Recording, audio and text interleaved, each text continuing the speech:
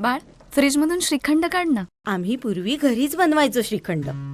त्याची चवच वेगळी होती. आता काय सगळं रेडीमेड.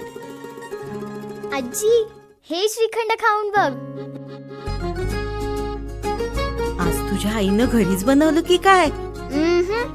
हे आहे गोकुळचं श्रीखंड. अगदी जिभेवर रेंगाळणार. जिभेवरच नाही तर मनावरही रेंगाळणार. गोकुळ श्रीखंड, मनावर रेंगाळणार.